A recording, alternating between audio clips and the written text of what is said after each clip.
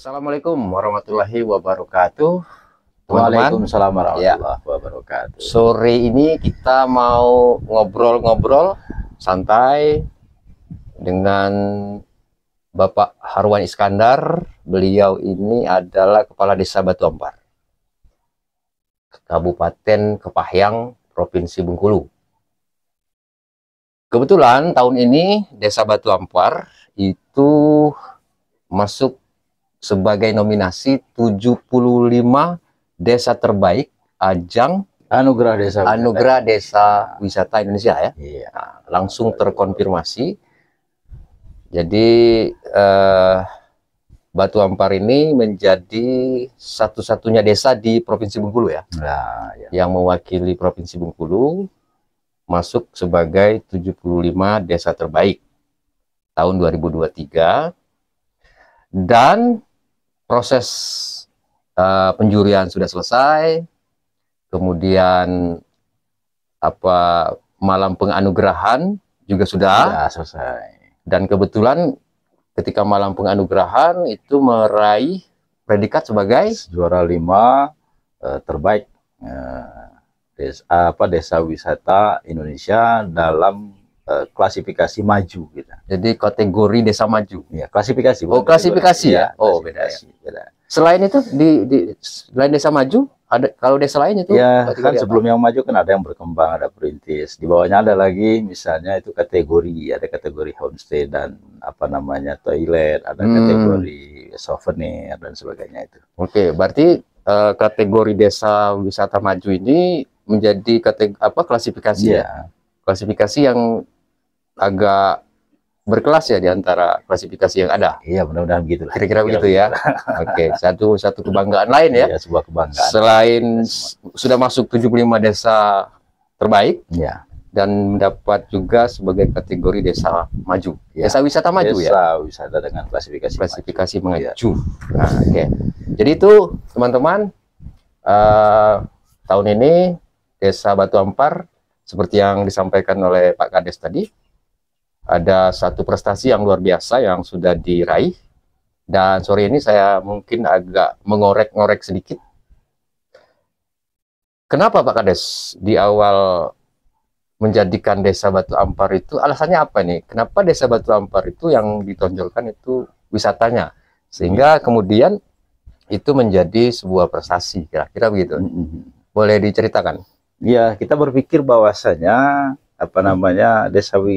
Desa Batu Ampar itu sebelum menjadi desa wisata, kita pada awal kepemimpinan saya menjadi kepala desa di Desa Batu Ampar, tepatnya di tahun 2019, kita coba menggali melihat potensi yang kita miliki dan apa yang paling mungkin kita kembangkan agar semua potensi yang ada di desa ini bisa tereksplor, terberdayakan, termanfaatkan, kira-kira begitu. Nah, kemudian kita melihat bahwa dengan desa wisata itu lebih memungkinkan desa ini untuk bisa lebih cepat mengangkat semua potensi yang ada di desa itu.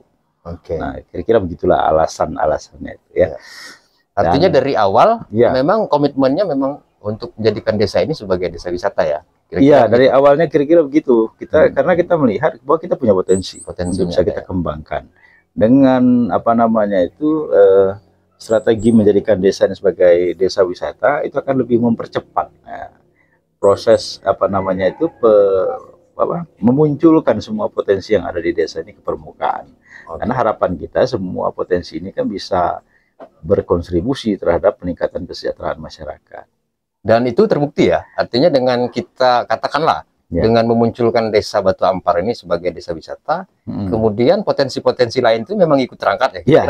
Kira-kira begini lah, kita misalnya di Desa Batu Ampar ini ada potensi alam, ada air terjun, ada potensi hutan misalnya, di dalamnya itu ada bambu misalnya kan, ada kecombrang macam-macam, ada aren gitu ya. Nah, karena desa wisata itu kan semuanya ada di dalam itu. Ada bagaimana misalnya kita bisa memunculkan potensi alam dengan air terjunnya misalnya. Bagaimana kita bisa memunculkan turunan dari potensi yang ada di hutan kita. Misalnya hari ini di Desa Batu Ampar punya stik rebung, stik unji, daun kopi, gula aren, yang semuanya itu bisa kita angkat di dalam apa namanya itu skema desa wisata itu. Artinya dia menjadi bagian ya, jadi bagian penting juga di dalam konteks wisatanya ya. Iya. Nah, harapan saya sebenarnya itu dengan menjadikan Desa Batu Ampar itu menjadi desa wisata, tentu harapannya adalah bagaimana semua masyarakat ini bisa terlibat, bisa berkontribusi, ya kan, dan bisa bersama-sama membangun desa ini menjadi lebih baik, gitu. Oke, jadi apa yang dimasukkan ke dalam keinginan awal bahwa dengan adanya desa wisata itu kemudian ingin memunculkan potensi lain itu pada intinya tercapai ya? Tercapai. Mungkin UMKM-nya berjalan. Iya, UMKM-nya muncul. Potensi alamnya terangkat, gitu ya. Kemudian seni dan budaya juga muncul ke permukaan, kan gitu. Ya, ada selentingan yang kita dengar bahwa selama ini kan Desa Batu Ampar itu termasuk desa yang kurang dikenal lah ya, secara khalayak gitu ya. Dan ternyata bisa dirasakan mungkin ya oleh warga Desa Batu Ampar sekarang, bahwa sekarang Batu Ampar itu sudah menjadi isu nasional lah ya. Sudah kalau bahasa anak-anak sekarang itu sudah viral lah. Dan itu berkat perjuangan dalam rangka memajukan potensi wisata ya. Nah, kalau kita melihat secara agak lebih dalam, sebenarnya apa sih yang diunggulkan oleh Desa Batu Ampar itu dari secara potensi wisata? Yang paling diunggulkan produk wisatanya tuh? Saya pikir semua potensi kami unggulkan, tidak ada yang dominan dalam hal ini. Karena semangat yang ingin kita bangun adalah tidak ada apa namanya itu semuanya ini akan kita angkat ke permukaan. Kan tujuan desa wisata ini kan bagaimana orang datang ke Desa Batu Ampar. Ketika datang ke Batu Ampar orang bisa belanja. Artinya ada kuliner yang harus kita keluarkan, harus kita kuatkan misalnya dari UMKM yang ada di masyarakat desa. Bagaimana misalnya kita bisa memunculkan atau melestarikan adat kesenian dan budaya misalnya. Dengan adanya orang datang, mereka punya tempat untuk bisa tampil, kan gitu tuh. Kemudian ada potensi alamnya juga menjadi bonus bagi setiap pengunjung yang datang ke desa. Jadi kira begitulah. Tidak ada apa ya, satu produk wisata yang kemudian menonjol ya. Tidak. Tetapi hampir semua yang kira-kiranya ada hubungan dengan wisata semuanya diangkat. Semuanya kita angkat. Dengan desa wisata sebenarnya semuanya bisa diangkat. Semuanya bisa diangkat. Misalnya juga kita sudah menyiapkan homestay. Misalnya begitu deh. Homestay juga yang kita siapkan itu harapannya bagaimana bisa orang bisa lebih nyaman datang ke desa. Kira begitu. Nah, dari sisi kewisataan tadi kan orang kan lebih melihat bahwa datang ke sebuah tempat wisata adalah melihat pemandangan, misalnya foto-foto, atau bahasa sederhananya itu rekreasi lah. Rekreasi ya. Nah, sepertinya Desa Batu Ampar itu kan memiliki apa ya, yang dijual kan tidak hanya pada konteks rekreasi secara apa namanya, yang penghilang stres semata, umum yang dianggap selama ini, kan? Begitu. Nah, keunggulan apa sih yang sebenarnya yang dicoba ditampilkan, yang membuat beda maksudnya, yang membedakan Batu Ampar sebagai desa wisata dengan desa lain yang juga desa wisata? Keunggulan apa tuh yang ditawarkan kepada para halayak sehingga mereka tuh mau menikmati katakanlah desa wisata sebagai objek ke Desa Batu Ampar, ya kan? Gitu ya.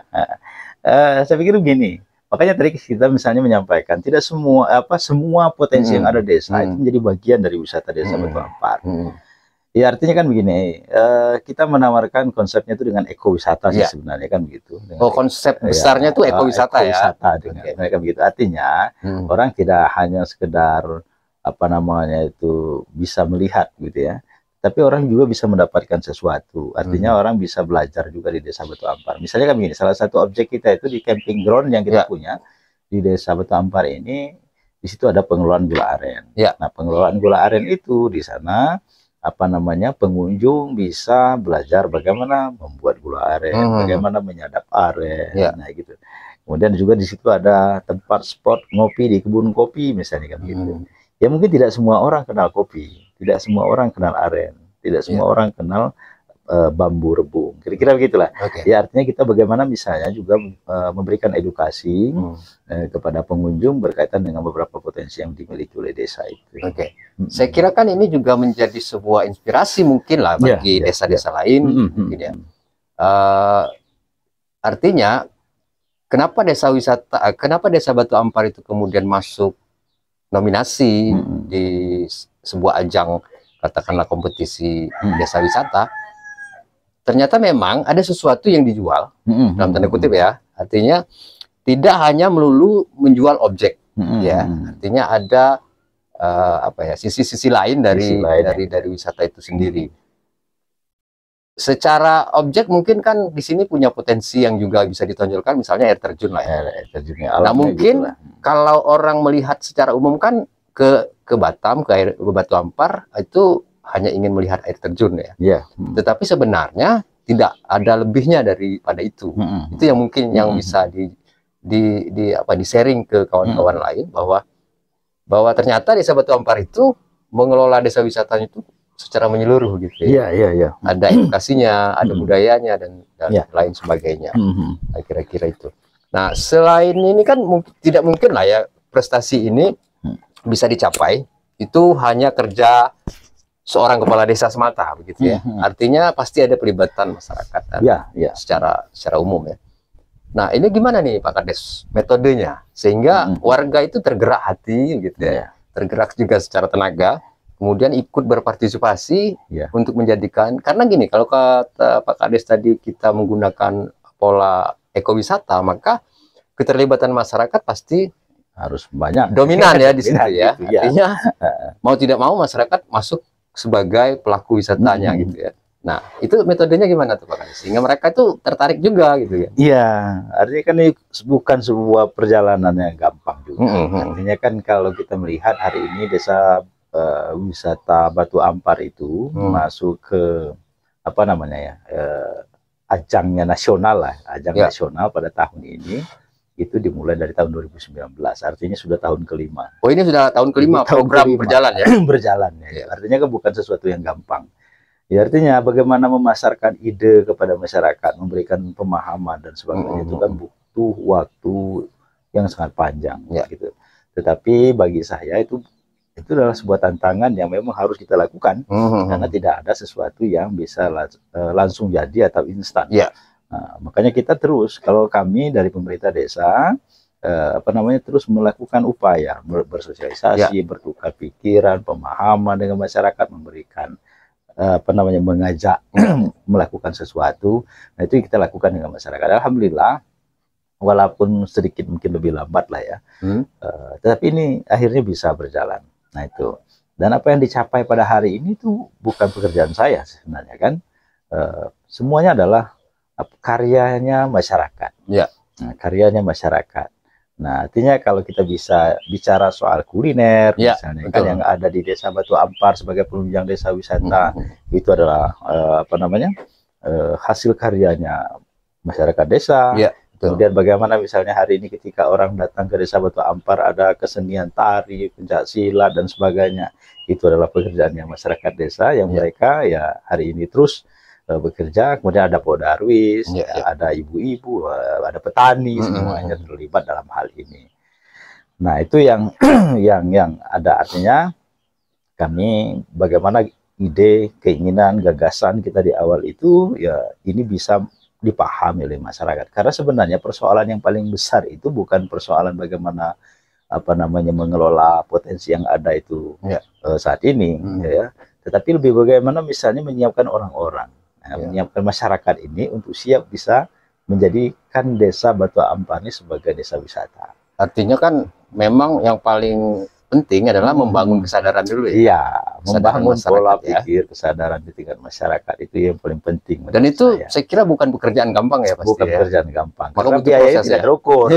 Biayanya kan tidak terukur. Waktu juga butuh proses yang cukup panjang ya. Waktunya cukup panjang. Mengajak masyarakat paham soal itu ya. Nah kemudian kan begini juga dari misalnya di desa Batu Ampar itu ya ada hal-hal unik juga misalnya kan yang muncul di desa Batu Ampar yang selama ini itu merupakan kearifan lokal yang juga kita coba munculkan sebagai di dalam bagian dari desa wisata itu yang terus kita coba lestarikan kan gitu ya. Terus kita coba lestarikan. Ada di desa Batu Ampar misalnya kopi Semang misalnya. Yang tidak semua orang paham dengan kopi Semang. Ternyata ini kan menjadi bagian yang sangat menarik gitu. Kemudian ada gula aren dengan penggunaan buah sapat sebagai pengawet niranya.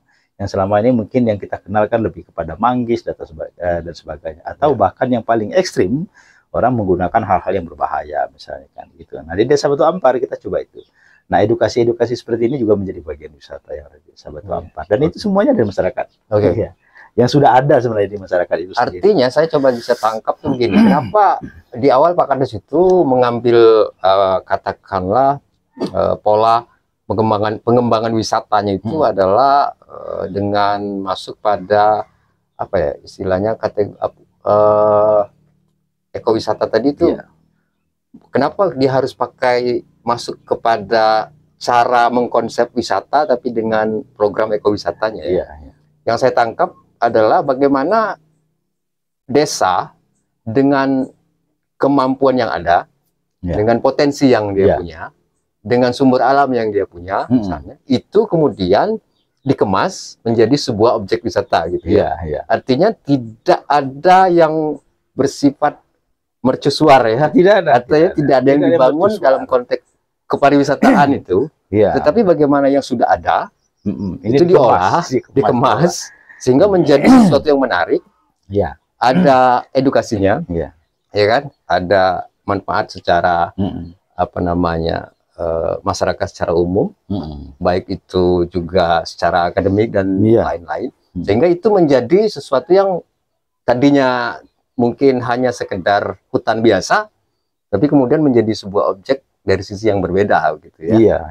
Nah, karena kan begini, yang paling penting kita sadari bahwa selama ini orang berpikir bahwa untuk menjadikan desa menjadi desa wisata itu kan butuh kos yang sangat mahal. Itu makanya. Kadang-kadang orang mundurnya di situ. Padahal ya tidak juga sih sebenarnya. Artinya kan saya tangkap bahwa menjadi inspirasi juga mungkin bagi desa-desa lain yang merasa kita tidak punya potensi yang terlalu banyak tentang objek, sehingga ternyata itu pun tidak menutup kemungkinan dong kalau kita memahami konsepnya, konsep wisatanya itu yang paling penting. Gitu. Itu yang paling penting. Yang paling penting bagaimana membuat konsepnya. Jadi boleh dijelaskan sedikit soal konsep ekowisata itu, Pak. Jadi ekowisata itu sebenarnya satu jenis wisata yang seperti apa kira-kira begitu? Ekowisata itu kan hanya bagian dari apa yang ada di dalam dunia wisata lah. Kira-kira begitu. Salah satu konsep yang ada di dalam dunia wisata. Dan ekowisata itu kan sebenarnya lebih kepada bagaimana orang itu melihat desa itu semua bagian itu menjadi terlibat dalam hal misalnya terlibat di dalam bagian wisata itu. Nah, itu yang kita jadi sederhananya desa itu secara utuh menyeluruh dia adalah objek, jadi objek. Jadi semuanya gitu. Seluruh desa itu semua bagian dari desa. Kalaupun ada objek-objek yang katakanlah spot-spotnya, spot objeknya itu adalah bagian aja kan, bagian item-itemnya aja. Tapi yang disebut desa wisata itu maka keseluruhan desanya. Keseluruhan desanya itu menjadi bagian dari wisata itu. Bahkan mungkin kegiatan petani pun menjadi objek, begitu ya, ikut nanam. Dan kenapa misalnya kita mengambil konsepnya itu ekowisata? Karena kita melihat itu mungkin salah satu konsep yang paling dekat dengan konservasi. Konservasi apapun, artinya konservasi terhadap lingkungan, konservasi terhadap nilai seni dan budaya, kira-kira begitu ya. Kemudian konservasi terhadap kearifan-kearifan lokal yang ada, kira-kira begitu. Bisa dicontohkan, Pak, kira-kira dari sisi wisata edukasi, itu siapa saja yang sudah katakanlah menikmati atau melakukan edukasi di sini? Gitu. Ada banyak, misalnya kemarin ada salah satu dari luar itu ada orang Jerman misalnya kan gitu ya, mereka belajar ingin tentang agroforestry di desa Batu Ampar misalnya. Itu salah satu. Artinya bagaimana kita menunjukkan bahwa desa Batu Ampar itu ramah lingkungan kan gitu. Ya dengan konsep agroforestry yang ada di desa kita ini dengan perkebunan kopi dan yang lainnya itu. Nah, itu salah satu. Kemudian ada juga misalnya ada beberapa lembaga atau orang yang belajar ke desa Batu Ampar itu tentang beberapa hal yang berkaitan dengan lingkungan gitu. Nah, itu juga menjadi bagian yang menurut kami ya sangat tidak terpisahkan. Jadi dengan desa. wisata edukasinya di situ ya. Ada Artinya lebih banyak bagaimana orang mengolah aren misalnya gitu. Itu artinya ada mungkin yang memanfaatkan itu sebagai objek adalah bisa dikatakan misalnya kaum akademisi. Ada akademisi ada ya. Kalau secara umum kan mungkin mereka bisa menikmati alam desanya. Alam desa. Makanya kan ada yang memang berpikirnya soal melihat berkreasi di air terjun ya ada tempatnya gitu. Ada yang mau santai-santai misalnya sekedar ngopi di kebun kopi kita punya tempatnya. Ada yang mau belajar ya kita juga fasilitasi gitu. Dan saya lihat kan ada paket-paketnya Pak. Ada paket wisata yang ada di ekowisata itu kan. Artinya ada paket yang per hari, ada per 2 hari, ada per 2 hari. Nah, itu bisa dijelaskan Pak. Jadi itu kan kita menyesuaikan. Kalau misalnya memang beberapa orang yang ingin mengetahui banyak hal tentang Desa Batu Ampar, mungkin mereka harus menginap, misalnya begitu. Nah, sehingga kita butuh ya 1 hari atau 2 hari. Kemudian tempatnya kita siapkan. Nah, misalnya hari ini mereka belajar membuat gula aren, misalnya kan gitu, atau membuat kuliner khas desa dengan daun kopi dan sebagainya itu. Terus ada air terjun, misalnya gitu. Nah, jadi mereka butuh waktu lah segitu. Jadi berwisata ke sini tuh dalam konteks program ekowisatanya itu ada paket yang ada paket kegiatan yang sudah kita siapkan. Iya, artinya bukan mereka. Artinya ada paket yang hanya mengunjungi objek begitu ya. Ada yang memang harus nginap. Ada yang memang harus menginap. Dan desa menyiapkan tempat menginap. Menginap ada homestay. Homestay ya. Nah, pengelolaannya itu dilakukan oleh Podarwis Desa Batu Ampar, Podarwis Imbo Telape. Kalau kita ngomongin budget, anggaran yang paling murah lah katakan untuk orang bisa menikmati wisata selama 1 hari itu atau nginap lah. Yang wisatawan ingin nginap di sini itu kira-kira kena budget berapa? Dia tergantung per orang itu. 1 orang bisa 200.000 sampai 250.000 kalau yang menginap. Plus makan ya? Plus itu menginap, kemudian ada sarapan pagi, ada makan malam. Gitu. 200.000 ya per orang. Itu ya kalau pakai di homestay. Kalau dia tambah makan siang itu sampai 250.000. Oh gitu ya. Termasuk. Terus nanti ditambah kalau misalnya kan ada biaya guide, misalnya kan gitu tuh. Termasuk paket hemat ya. Paket hemat lah ya. Kira-kira begitu. Ya. Jadi itu teman-teman, kalaupun ada di antara teman-teman yang mungkin ingin menikmati keindahan alam Desa Batu Ampar itu ternyata bisa menginap juga. Bahkan ada salah satu spot wisatanya itu camping ground ya Pak? Camping ground ada ya, menginap camping ground di itu homestay bisa, menginap di tenda juga bisa. Oh, ada tenda yang disiapkan. Ada tenda yang disiapkan oleh. Kalau yang penasaran soal gula aren gimana Pak? Bisa, kan ada camping groundnya itu ada juga yang langsung di kebun aren. Oh, jadi bisa melihat proses pembuatan gitu ya? Mulai dari nyadapnya sampai menjadi gula arennya bisa. Jadi wisatawan itu diajak untuk ikut langsung. Ikut langsung. Ikut langsung. Mungkin di situ ya daya tarik. Ya. Artinya kan kita tidak hanya melulu melihat melihat saja, tetapi kita mendapatkan juga edukasi dari situ. Oke. Dan yang ditonjolkan secara pertanian kan kopi ya. Kita ada kopi. Mungkin ada soal Anda bisa diajak, wisatawan bisa diajak untuk menikmati kopi asli Batu Ampar. Iya, kita Batu Ampar kan ada yang paling khas Desa Batu Ampar itu dengan kopi semang. Nah, menikmati kopi semang bisa dijelaskan Pak? Kopi semang itu adalah kopi yang memang itu diambil itu yang sudah dimakan oleh hewan liar. Kopi yang sudah jatuh ya? Sudah jatuh ke bawah, kulitnya itu sudah dimakan oleh hewan liar. Oh, tinggal itu yang dalam berasnya ya. Okay. Dan itu menjadi sesuatu yang khas di Desa Batu Ampar dan kualitasnya pasti tidak akan diragukan. Jadi untuk penikmat kopi mungkin boleh ya? Boleh. Merasakan bagaimana agak ada aroma khas dari kopi semang. Ya, kenapa disebut kopi semang, Pak? Ya, secara turun-temurun itu memang kita pahamnya kopi semang. Kopi semang ya? Proses mengambilnya itu kita sebut dengan nyemang. Makanya kopi semang. Kopi semang ya. Oke. Obrolan sudah lumayan panjang, Pak. Nah, kira-kira waktu Dewan Juri datang ke sini kemarin itu sekitar 1 bulan 1 bulan yang lalu ya. 1 bulan yang lalu ya? Ya, 1 bulan yang lalu. Mungkin ada bocoran, Pak. Apa yang paling berkesan bagi para Dewan Juri sehingga mereka memutuskan, wah desa ini menjadi desa terbaik dan kemudian masuk kategori desa maju. Itu mereka tuh sebenarnya melihat dari sisi apanya, Pak? Ya kita kurang tahu juga ya. Tapi yang kami coba pahami adalah karena kita memang artinya dari semua kategori kita ada. Artinya homestay kita punya. Kemudian dari sisi keunikan kita mungkin ada, destinasinya kita punya, souvenir kita punya. Artinya 5 kategori yang disiapkan dari tim Adbi itu kita memiliki. Nah, dari kita tidak tahu juga misalnya kan keputusan juri misalnya menetapkan kita itu sebagai salah satu nominasi yang berada di level maju. Ya, saya pikir ini juga sebuah kebanggaan dan juga menjadi sebuah apa namanya itu beban kita ke depan untuk bisa terus mengembangkan desa itu untuk menjadi lebih baik. Kira-kira begitu.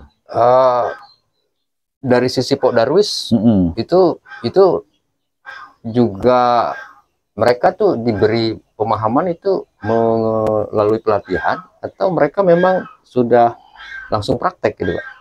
Ya kalau dilatih secara ini mungkin adalah 1 kali 2 kali dari desa itu kita coba lakukan kegiatan pelatihan soal manajemen pengelolaan. Tapi sisanya ya mereka sendiri belajar. Ya, hasilnya dan kemudian semua aktivitas yang ada di desa kemarin misalnya ketika penjurian itu dilakukan oleh anak-anak desa dan saya bangga dengan anak-anak desa itu. Ya semoga Pok Darwisnya itu juga makin semangat ya. Iya. Untuk terus bertahan dan selalu apa namanya berinovasi. Nah kemudian satu lagi Pak mungkin yang terakhir. Kira-kira pengaruh teknologi nih Pak, pengaruh digitalisasi apa informasi sekarang, pengaruh medsos misalnya, itu mempengaruhi tidak? Oh iya sangat ya. Sangat. Artinya untuk promosi dan semacam. Kita tidak bisa menghindar. Artinya kan apa namanya perkembangan zaman ini kan menuntut kita untuk menjadi lebih kreatif dengan pertumbuhan teknologi yang luar biasa.